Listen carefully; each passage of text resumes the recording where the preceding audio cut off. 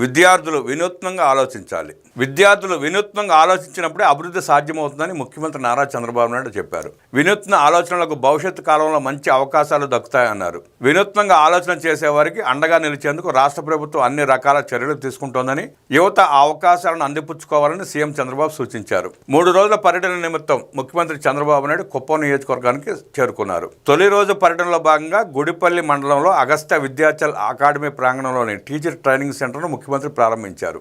3 కోట్ల రూపాయల వ్యయంతో 11,000 చదరపు అడుగుల విస్తీర్ణంలో Agastya Vidyachal academy teacher training సెంటర్ను ఏర్పాటు చేసింది.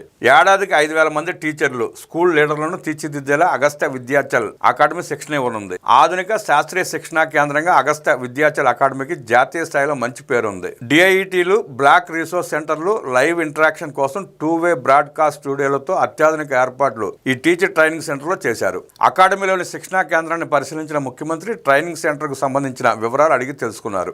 దీంతో పాటు అకాడమీ ప్రాంగణంలోనే లెర్నర్స్ అకామిడేషన్ ఫెసిలిటీ సెంటర్కు చంద్రబాబు శంకుస్థాపన చేశారు. 10 కోట్ల రూపాయల వ్యయంతో అకామిడేషన్ ఫెసిలిటీ సెంటర్ నిర్మించేలా ప్రణాళికలను అగస్త్య అకాడమీ సెంటర్ సిద్ధం చేసింది. ప్రస్తుతం 240 మందికి అకామిడేషన్ సౌకర్యం కల్పిస్తుండగా దీన్ని మరింత విస్తరిస్తూ అగస్త్య విద్యాచల్ అకాడమీ నిర్మాణాలు చేపట్టింది. ఇదే ప్రాంగణంలో 2 కోట్ల రూపాయల వ్యయంతో నిర్మించనున్న ఒబెరాయ్ విజిటర్స్ సెంటర్ కు సీఎం శంకుస్థాపన చేశారు. మల్టీమీడియా ఎక్స్పీరియన్స్ కలిగించేలా విజిటర్స్ సెంటర్ రూపకల్పన చేసినట్టు అగస్త్య విద్యాచల్ అకాడమీ ప్రతినిధులు సీఎంకు వివరించారు. శిక్షణ తీసుకుంటున్న టీచర్లను ముఖ్యమంత్రి చంద్రబాబు పలకరించారు. రకరకాల కిట్లతో టీచర్ ట్రైనింగ్ ఇస్తున్న విధానాన్ని పరిశీలించారు. పిల్లలకు సులువుగా అర్థమయ్యే రీతిలో బోధన ఏ విధంగా చేయాలనే అంశంపై శిక్షణ తీసుకుంటున్నట్టు సీఎంకు టీచర్లు వివరించారు. ఆ తర్వాత అలాగే అగస్త్య విద్యాచల్ అకాడమీలోని ఆడిటోరియంలో విద్యార్థులతో ముఖ్యమంత్రి సమావేశమయ్యారు. అకాడమీ చేపడుతున్న కార్యక్రమాలు, విద్యార్థులకు శాస్త్ర సాంకేతిక అంశాలపై అందిస్తున్న శిక్షణపై వీడియో ప్రదర్శనను విద్యార్థుల మధ్యలో కూర్చుని ముఖ్యమంత్రి చూశారు. ఈ సందర్భంగా విద్యార్థులతో ముఖ్యమంత్రి ఇంటరాక్షన్ నిర్వహించారు. ఈ సందర్భంగా ముఖ్యమంత్రి మాట్లాడుతూ ఈ సంస్థ చైర్మన్ రామ్జీ